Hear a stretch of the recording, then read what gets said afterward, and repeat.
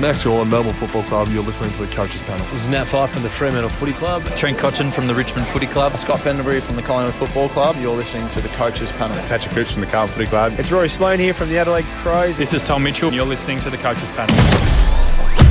Hey friends, you got MJ from the Coaches Panel. I hope you're well and welcome back to another episode of the 50 Most Relevant. Talking about the number 21 player we've listed today, mid-forward eligible, Western Bulldog, Toby McLean. 6 months ago, you might have been like, oh yeah, I see how he fits in. 12 months ago, not a chance in the world. We'll talk about why Toby's found his way into the 50. It's been a minute since we've had Jordox back on the podcast, so we had to get him on. Hello, mate. How are you?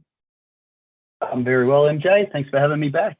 It's good to have you back for Toby McLean. Let's work our way through him as we're getting towards the top 20 players of my 50 most relevant. 26 years of age, midfield forward eligible. And when we look over his 2022 stats in the home and away season, there is nothing there. We'll talk about why that is the case in just a moment. And while he did play one career AFL game last year, nothing in the home and away season. In terms of career high scores, he's got some pretty decent ones. If you're looking back in 2018, it's where he got a 152 against the Collingwood Football Club in AFLFantasy and DreamTeam and a 146 against the Gold Coast Suns for SuperCoach. Due to him missing so much footy, predominantly, in fact, almost exclusively due to an ACL injury that occurred midway through 2021, he is very, very cheap for us. He's $178,900 in SuperCoach. Basically $100K more in AFL DreamTeam at $293,500.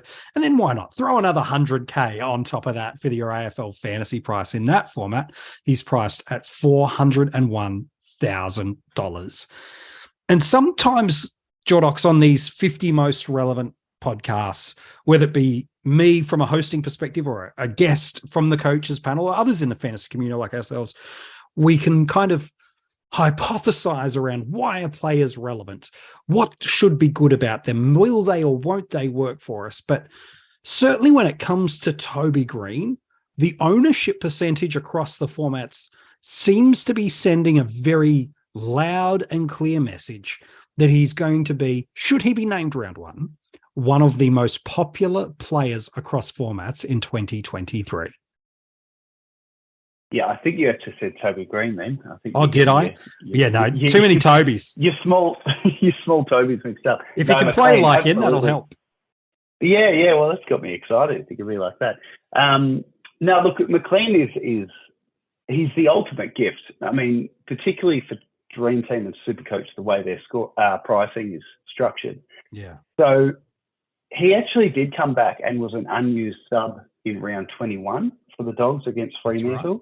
So that zero that he, scored but didn't score doesn't count at all. So we get the discount because he didn't play. And then he did play in a final, which doesn't count in the pricing. And yet it's got a lot of tongues wagging, not just from Bulldogs fans, but us fantasy fans.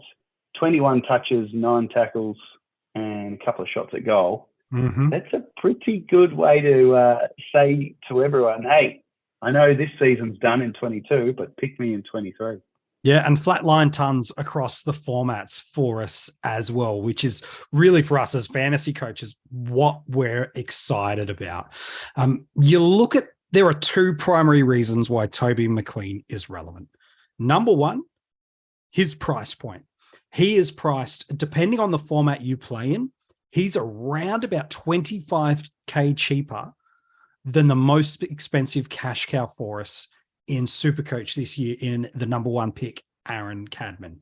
He's a couple of thousand cheaper in DreamTeam, not much, but there's a little bit of money there that he's cheaper than Cadman, although Ashcroft is certainly the one people are most probably looking at that price point against. And AFL Fantasy, he's not as cheap. He's priced about 100,000 more than Cadman, but he's at the price point of a guy of 45. So why are we so, as the fantasy community, excited about McLean?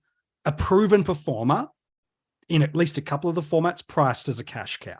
That's what's got people excited. We're not wondering or pondering or forecasting or hoping we know what he can be. And what we know he can be is looking back at what he did in 2018. 9 AFL Fantasy and Dream Team tons. Those included a 143 and a 152. That season in DT and Fantasy, 8 additional scores of 80 plus. That was on a way to an average of 94.5. Over in SuperCoach that same year, 10 tons, 3 of them over 120.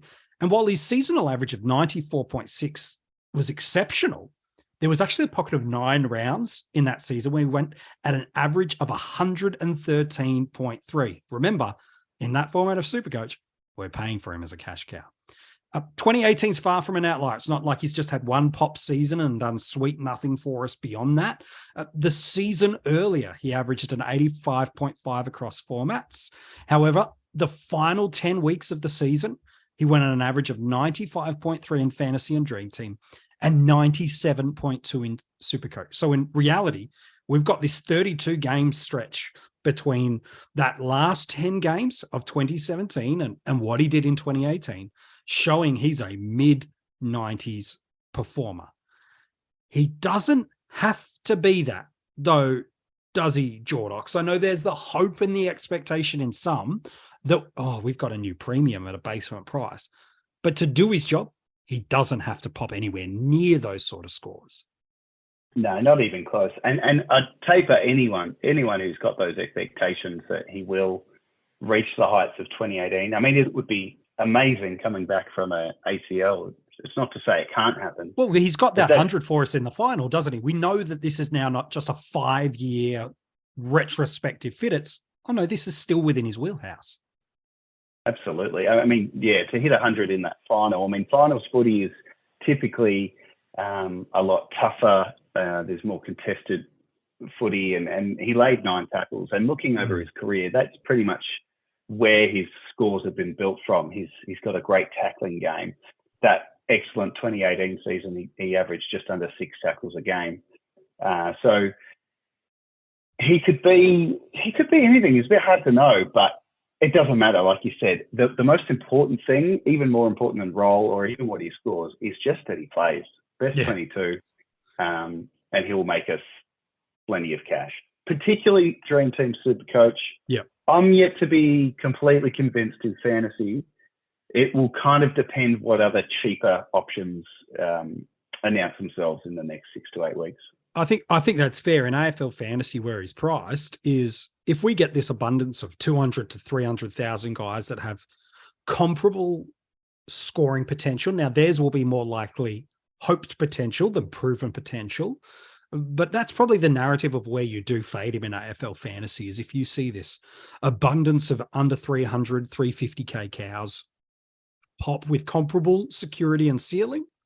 Okay, sure. I totally get why you might fade on him. I agree with your point, though, around expectations. Is because of what he's priced at, you've got to treat him in the same vein you would others that are cash cows in Dream Team and SuperCoach, or lower price stepping stones, which means, man, 5 to 8 weeks of 60 and 70 average. Hope he pops you a nice 90 plus scores, maybe a couple of them along the way to really kick that cash generation moving, and then flip him all the way along. You can run him right up to his buy if he's popping along nicely for it. Absolutely no problem with that. But I'm like you, I'm not too concerned about role. I don't see I don't see any midfield opportunity for him kind of rolling through there. I see him, if he is in the team, and I use that word if for a reason, by the way, if he is in the team, I see him playing a lot of pressure forward moments, pushing up the ground, adding some extra support to that midfield crew. Where do you see him playing, Jordox? Is it a comparable spot, or do you see a world where he could pick up CBAs? Yeah, no, I think the way that, as we all know, the way that the Bulldogs run their midfield, absolutely could be, anyone could be in there. Rourke Smith might get some CBAs this year.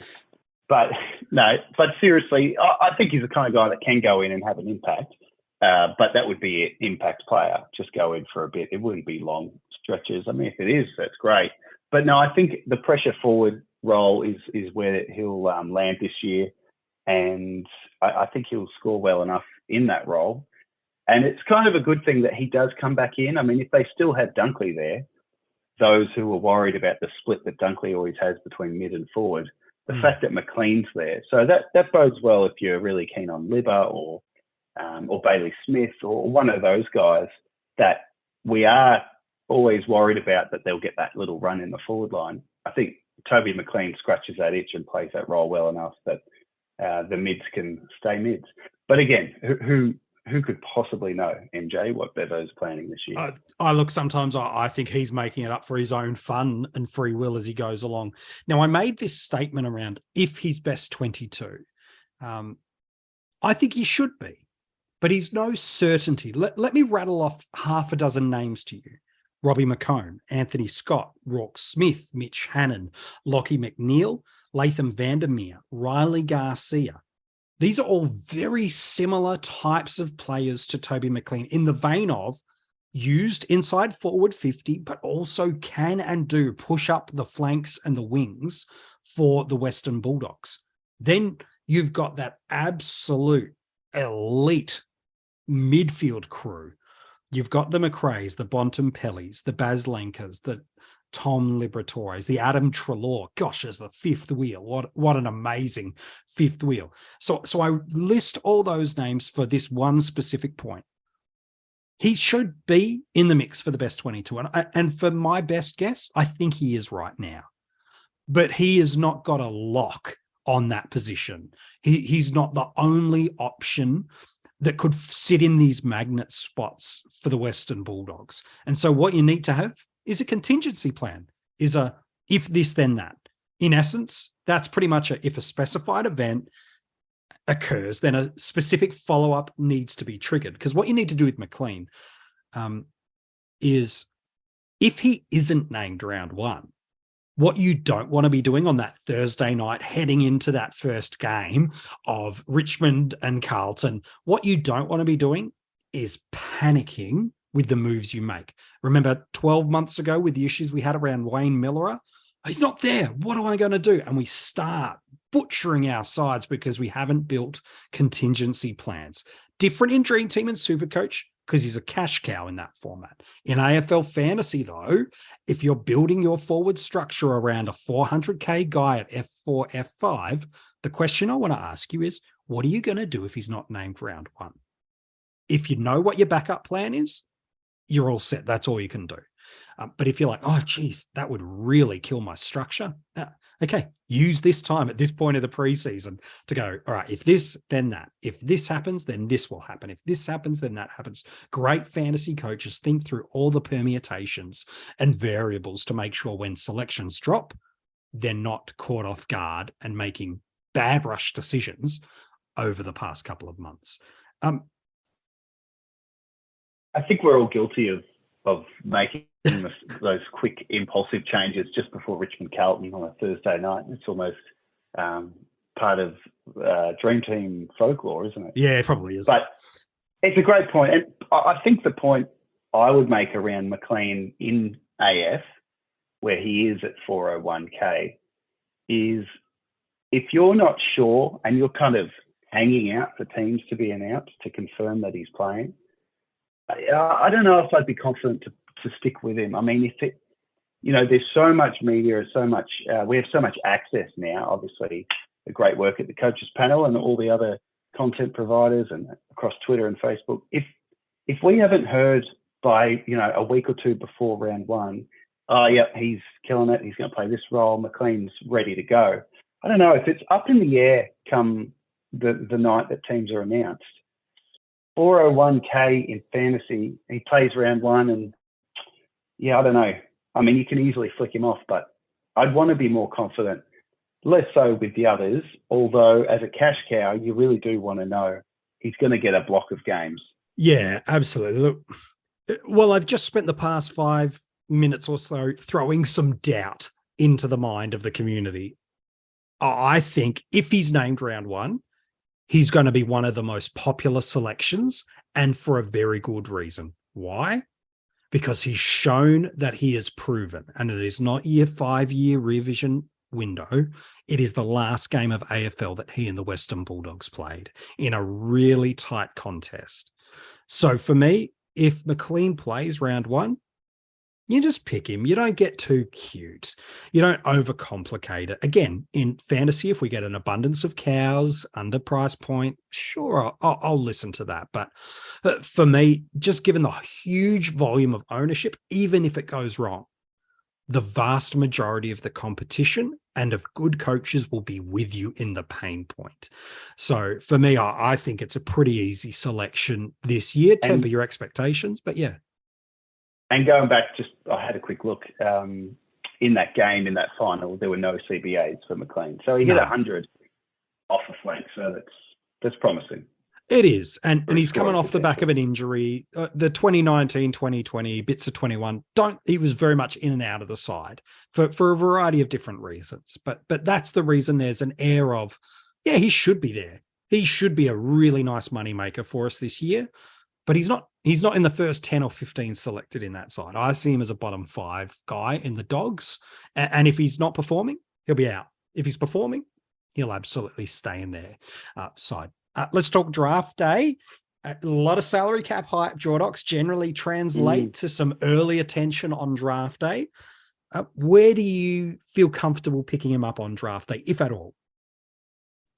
Yeah, no, I'd definitely be happy to grab him. Yeah, I think he's a great one for those with a bit of a midfield heavy strategy, let all the forwards go and then just bulk up your midfield. And then, it's time to start picking forwards and all the big dogs are gone. Geez, he's pretty handy. I mean, what he could do. Yeah. I don't know where I would take him. It's probably a bit of an afterthought. I mean, I'm not sure how he'll even be listed because it'll be a 0 against his name if it's by average. 2022 average, yeah. So, yeah, he could be forgotten. But if, again, the next 6 to 8 weeks, if momentum builds and we're hearing he's definitely best 22, he's definitely got a role. Has a good community. The salary cap hype, the salary cap hype will only go bigger. And then as a result, he'll probably fly off the boards a bit earlier than he probably should, a guy coming back from an ACL. Yeah, look, I can... That's a pretty long roundabout way of saying I'm not sure where I'd put him. I mean, I'd be happy to grab him as an F4, F5 and just see if it pops. You don't know. At that point in the draft, you're taking speculative guys anyway, hoping for the upside. And there's absolutely a world where there's upside. So if you're selecting him as your F3, you're doing one of two things. You're running really light on in your forwards and heavy in another line, like Jordox said, could be a viable strategy, or you're just jumping too early. I think any earlier than an F4 and you're just getting sucked into the hype and you're expecting probably too much from him. But yeah, at those last couple of forward spots that you're picking, generally you're throwing those guys back in the pool after around 1 or 2, if not before anyway. So it's only upside for me in that point. Hey, Jordox, thank you for your work today. As we've talked about Toby McLean, not Green, McLean. Too easy, mate. We'll talk soon. If you want to go and check out the article on Toby, it is online for you now at coachespanel.tv. Gosh, there's like 30 player articles for you to go and check out already this preseason. There's a bunch of other gold. Some team reveals have been dropped by different members of the coaches panel. Mini Monk's been dropping a bunch of great strategy content pieces for you. There is articles dropping every single day for you. Check out coachespanel.tv. If you're only just getting back into your fantasy footy preseason, well, there's 30 of these podcasts that are there for you to go and check out. There is hours upon hours upon hours of fantasy footy content. Nobody's made more than what we've done. So we got you covered. And then all the other guys that are a part of your fantasy footy diet, you could fly to and from America and back between us all, and you'll have enough stuff to get you through. And by the way, if you haven't become a Patreon supporter, it's where you get exclusive content, a bunch of different rewards, hidden access to some groups, and some exclusive content, like I said. Then all the details, if you want to support the Coaches Panel and pick up those rewards, can be found at coachespanel.tv. And by the way, a brand new premium tier supporter, Ray, has jumped on. Ray, I could try to pronounce your surname, but I would butcher it as badly as I explained what Toby McLean's name was right at the top of the episode. So Ray, you know who you are. Your surname starts with a B, and that's about as far as I'm going to spell before I lose any sense of credibility I might have somehow forged my way into. So, who's up tomorrow? The last of the 20s, number 20 in the 50 most relevant. Here's some clues for you. Back-to-back season, he has gone 110 plus in AFL Fantasy and Dream Team. Back-to-back seasons in SuperCoach, he has gone 110 plus. And yet, as I look across the fantasy formats, he is not owned in any format by more than 10%. He is a fantasy gun, and no one seems to be picking him. Who am I talking about? You'll find out tomorrow in the 50 most relevant.